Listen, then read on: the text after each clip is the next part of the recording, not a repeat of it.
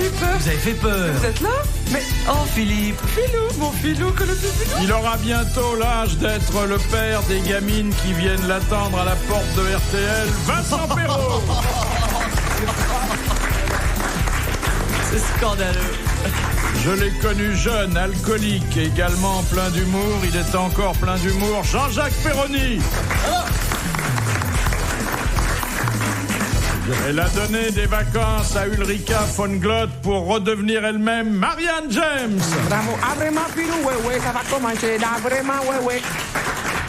Il dit aux carottes les mots doux que par lassitude il ne murmure plus aux femmes. Jean-Pierre Coff. C'est pas vrai. Sa barbe est l'une des mieux entretenues des systèmes pileux supérieurs français. Jean-Yann. Bravo. La barbe de Monsieur Yann, quand on l'embrasse, même fraternellement, procure des plaisirs olfactifs rares. Oui. Des gousis aussi, non?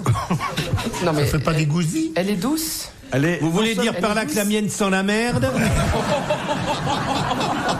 Non mais franchement, qu'est-ce que c'est que ces façons? On est tous les deux l'un à côté de l'autre, on a chacun une barbe et la mienne sent mauvais, la sienne sent bon. Mais elle est plus clairsemée.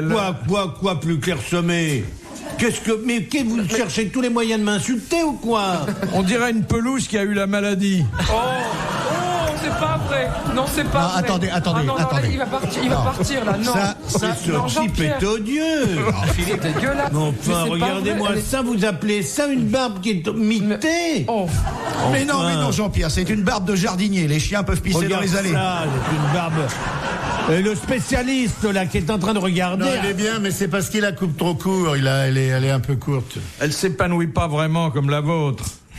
Non, mais moi... Qu'est-ce que vous en savez? Elle est épanouie. Demandez-lui, elle va vous répondre. Elle est un peu plus longue, mais non. La sienne est plus longue. Comment? La mienne est parfumée tous les jours. Elle sent bon aussi. Ah bon? Alors, ça y est gentil. C'est vrai, mais cela dit, il y a des trous par endroits. Il n'y a pas un seul trou, pas l'ombre d'un. Non, parce qu'il y a des poils gris, blancs, d'autres un peu plus. Oui, ça trompe l'ennemi, oui. Je ne suis pas encore totalement blanchi sous le harnais. Et sa barbe est très bien parce qu'il lui parle aussi comme aux légumes. Le matin, il lui dit, je vais te raser ma petite poule. Non, je n'y touche pas. Ah non, non, je lui ai dit ce matin que j'allais effectivement l'emmener chez le coiffeur. Elle va bientôt aller chez le barbier, mais non, je ne la touche pas. Je la caresse, bien sûr, évidemment. Ah oui, tu le fais pas toi-même? Non. Ah, mais tu lui annonces que tu l'emmènes chez... Très souvent, je la caresse, je passe ma main dedans. Et vous dites c'est papa pour qu'elle sache qui c'est. Elle reconnaît. Ouais, elle n'est pas la seule, d'ailleurs, j'ai dans ma barbe qui reconnaissent bien ma main aussi. Ils sont deux. Mais expliquez-moi tous les deux, là, ici, vous vous rasez bien tous les jours, un petit peu ici, pour qu'elle ait ce joli dessin. Là, Jean, par exemple, sur les joues. Ici, là, non, c'est parce qu'il y en a qui mordent. Je suis tombé sur une très belle page dans les pensées de Jean-Yann sur le quotient d'intelligence des créatures extraterrestres. Vous vous souvenez, monsieur Yann?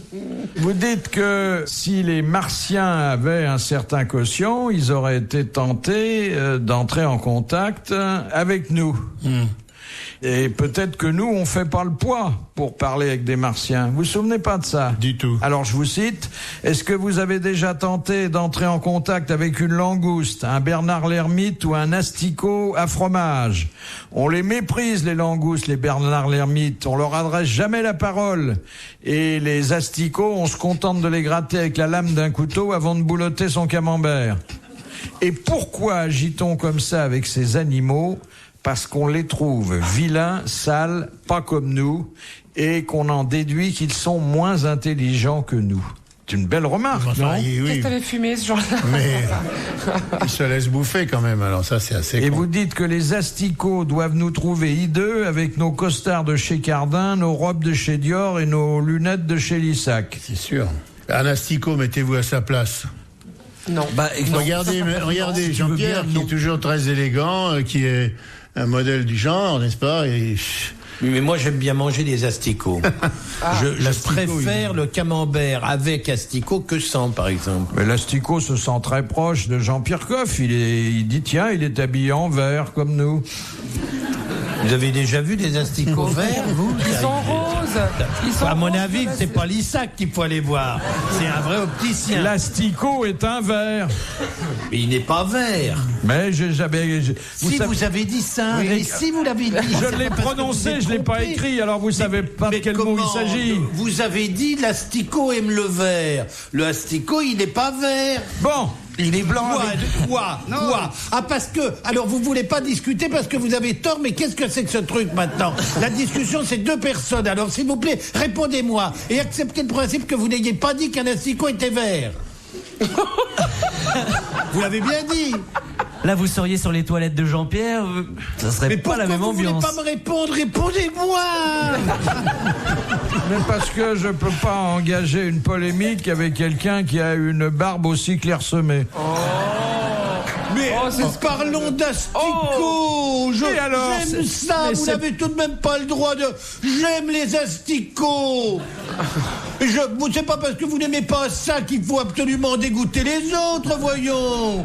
C'est bon un asticot, c'est de la matière protéique pour l'être humain. Il a pas tort parce que tout le monde croit que les asticots ça naît comme ça spontanément. C'est quand même les mouches qui viennent pondre, hein. Ah ben bien sûr. Ça on peut pas dire que c'est sale, hein. Une jolie mouche verte, vous avez déjà vu ça quand même, avec ces espèces de reflets translucides comme il faut ça. faut faire plaisir à Marianne, par exemple dans les écoles communales, il y en a plein des mouches comme ça dans les chiottes. Vous imaginez un étron sans mouche, mais qu'est-ce que ce serait? Hein? Vous savez, ces beaux étrons comme ça, tout à coup, là-bas, la mouche n'est pas là. C'est pas un étron normal. C'est un étron triste. Et qu'est-ce qu'il y a de plus triste qu'un étron sans mouche? La mouche, c'est le bijou de l'étron. Vous écoutez RTL. Philippe Bouvard sur RTL, 4h, 4h30, les grosses têtes dans la nuit des temps. Qui a dit payer une pension alimentaire revient à donner de l'avoine à une jument morte. Oh, mais ça suffit. Qu'est-ce que c'est? Quelle crève celui-là. C'est déjà fait, non? Il est mort, oui. Il est mort, non? J'espère, non? Il est mort, comme la plupart des grands comédiens américains. Il s'était marié un nombre considérable de fois. Groucho Marx. Groucho Marx. Bonne réponse de Jean-Jacques Perroni. Ça a été un grand séducteur, hein, Groucho. Oui, enfin, lui se définissait comme un amant lamentable, mais c'était dans pour ses mémoires. Arriver. Ah, oui. C'est dans ses mémoires, je crois, qu'il disait à une dame: vos yeux brillent comme le fond de mon pantalon. Ah, il savait parler. Oui, c'était dans les mémoires d'un amant lamentable, oui. Question de Monsieur Lucas. Qu'appelle-t-on la position dite diligence de Lyon? Alors, vous avez une petite heure qu'on vous explique. Alors, soit le tableau A, B, E, soit la grande... Alors, est-ce qu'il y a un saucisson? Non. La position. Alors, est-ce que c'est une position sociale? On met le Jésus dans la crèche? Amoureuse? Amoureuse. Elle est sexuelle, alors, la on position. doit savoir ça. La diligence de Lyon. Il y a un coup de 4 pattes, là. Non. À 4 pattes. Non, mais Lyon, ça, Jean-Pierre, il va nous dire, il y a tout à fait. Vous Lyon, la rentrez ville, chez vous et vous de dites Lyon. à votre épouse ou à votre amie: chérie, ce soir, tu vas me faire la diligence de Lyon. Elle va dans la cuisine ou elle reste là?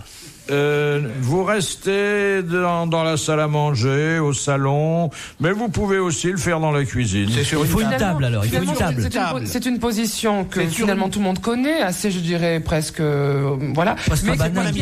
qui a un nom particulier. Enfin, C'est pas la missionnaire qui aurait été transformée. Ah non, là, non, mais il y a rien d'exceptionnel. Apparemment, il y a rien On d'exceptionnel. a besoin d'un accessoire, genre une table. on a besoin d'un accessoire, mais pas d'une table. Une chaise. Un petit tabouret. D'une chaise. Mais à Lyon, c'est Guignol. Eh bien, le plus c'est donc... connu, Ah oui, hein. la C'est un diligence de rapport Lyon, avec donc c'est la Guignol. dame qui est au-dessus, le monsieur est assis, la dame s'assied sur le monsieur. Donc... Alors, mais à l'envers. attendez. À l'envers, À oui, dans le l'envers, dos. exactement, Oui, c'est ça. ça a été très bien décrit par Marianne James.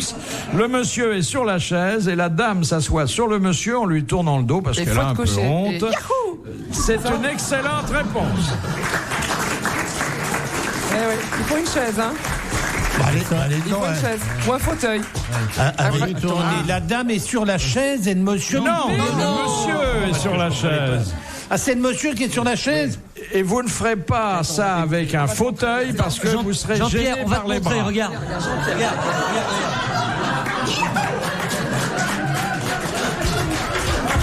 Oui, enfin, je Je constate que tu n'as pas insisté très longtemps. Je n'ai rien senti, Marianne. Qu'est-ce qu'il fait le mec qui tagada. Non, c'est elle. Rien du tout. Rien. C'est elle. Elle dit pas. simplement, chic chérie, ce soir t'es rentré de bonne heure. Voilà. Cela dit, si c'est Marianne qui s'installe, il vaut mieux pas s'être coincé. Sinon, ça fait mal, hein. Et puis on a intérêt à avoir de bonnes chaises, hein, parce que... Oui, Vous dites ça comme ça que le mec il rentre, il dit à sa femme, tiens, ce soir chérie, je vais te faire la diligence de Lyon. Oui. Le soir, quand vous rentrez, vous avez des trucs comme ça, des échanges Non, moi je préfère Napoléon sur les remparts, mais c'est... mais vous annoncez la couleur avant le repas. Les remparts, c'est quoi? Allez, c'est quoi, Philou? Mon Fifi. Allez, Philippe. Je ne veux pas révéler mes secrets. Allez, Philippe, oh non. Allez, Philippe.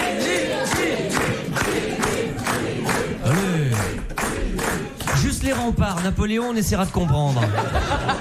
C'est la même que la diligence d'Orléans, mais la dame regarde le danger en face. Ah oui. Ah ouais. C'est pas Et mal. la donc diligence n'est pas d'Orléans, ne perdez surtout pas.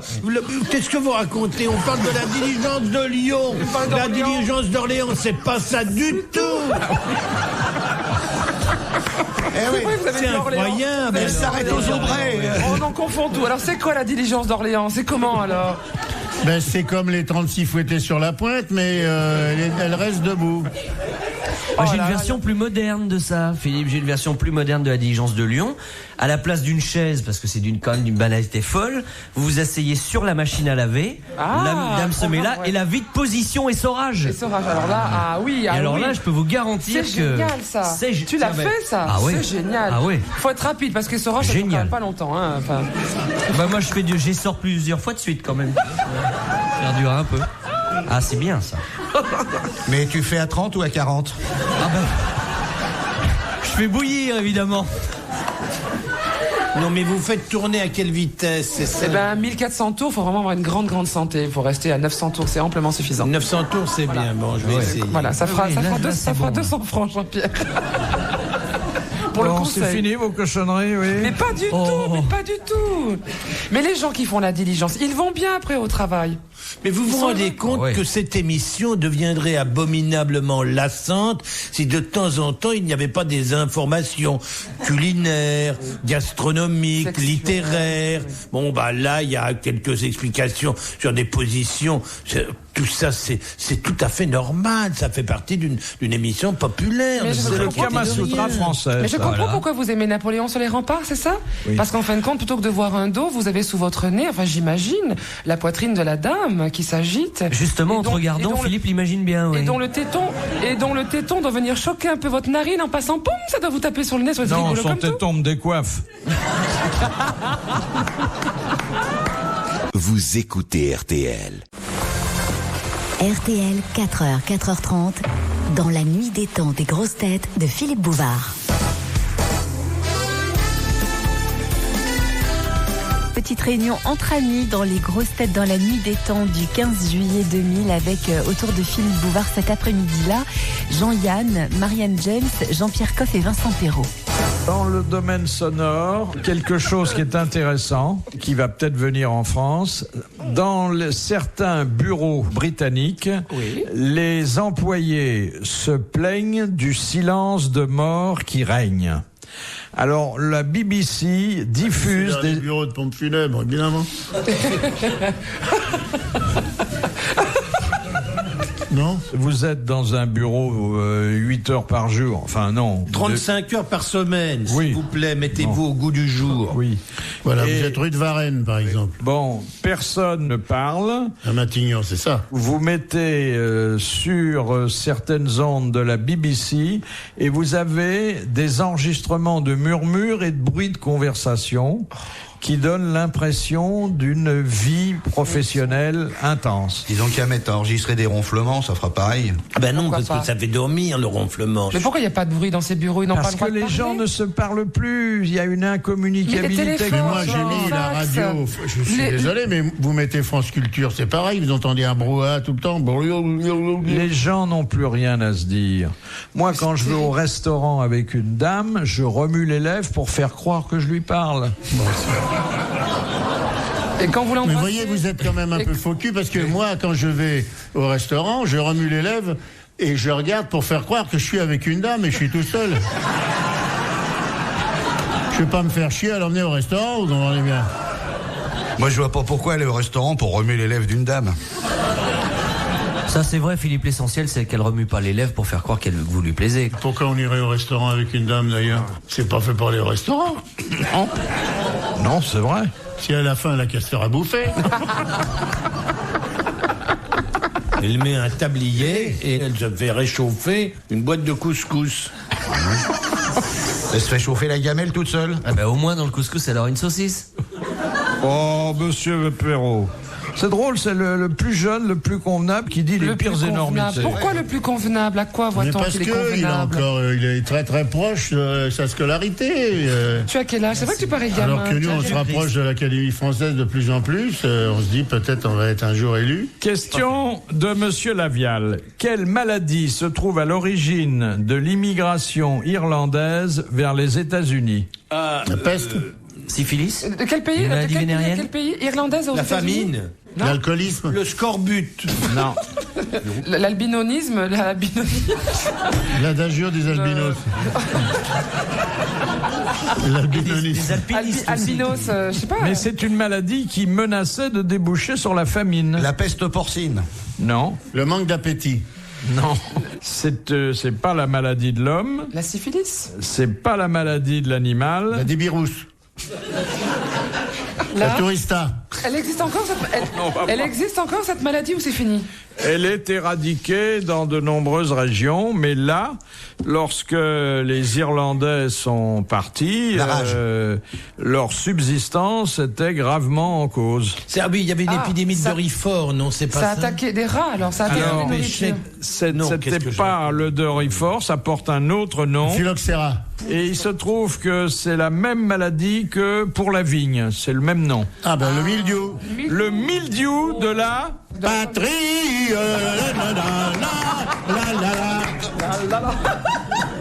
Oh, je suis toujours ici. Quand je sais pas de quoi il s'agit, j'envoie ça et puis ça marche à tous les coups. Le mildiou de la... Et c'est là que l'alimentation de tout un pays était menacée. De la patate? Non. La farine. Non. Du blé. Mais non. Du maïs. C'était à l'époque, et pas depuis longtemps d'ailleurs, le principal aliment des gens. Le riz. La soupe. Non. Oh, les lentilles. C'était pas encore la pomme de terre. Si. Non. Non, monsieur. On a dit patate deux fois. Non, les Irlandais sont partis aux États-Unis à cause de la famine et historiquement, ils ont découvert là-bas les pommes de terre. Bon, alors je la remets dans ma culotte. Je suis pas d'accord du tout. Là, non, mais c'est vrai que si la pomme de terre n'existait pas, il n'y avait pas de mildiou de la pomme de terre. Quand les Irlandais sont partis aux États-Unis, ils ont découvert la pomme de terre qui n'existait pas en Angleterre. Question de monsieur Albert Muda. Quelle course? Albert Muda. Tu le connais pas? Quelle course disputée sur une distance de 250 km pour les épreuves de vitesse, de 550 km pour les épreuves demi-fond et de 1000 km pour les épreuves de fond? Quoi, elle change? C'est la même, mais elle change de longueur? Non, oui, il y a trois espèces de courses qui intéressent les mêmes concurrents. Et en avion? Les ULM, En moto? Non. En ski? Non. À pied? Non. En bateau? Non. À cheval? Et ce sont des courses qui sont plus à la mode d'ailleurs dans le nord que dans le sud, mais qui représentent une tradition. Dromadaire, chameau? Des dromadaires dans le nord. Oui, franchement. Dans le nord? Ah bah pour tirer les traîneaux, les rennes alors. Les courses de rennes. Ça, hein. Ah, c'est les courses de chiens. Non, mais on se rapproche. Traîneau? De chat? Non. De grizzly? De fourmis? Les trucs du Père Noël, là, les rennes. Non. Je viens de le dire. J'ai pas entendu. Les courses de Père Noël? Non. Des courses de loups? Dans le Grand Nord? Les courses d'avalanche? Faut courir devant. Des courses Des courses de femmes? de phoques? Non. Est-ce que ce serait pas des courses de brise-glace des fois? Non, Brise-glace. Des pingouins? L'homme n'intervient pas comme concurrent, mais comme arbitre. Ah, bah alors on fait courir des bébêtes. Voilà. Des des lévriers. 1000 km un lévrier.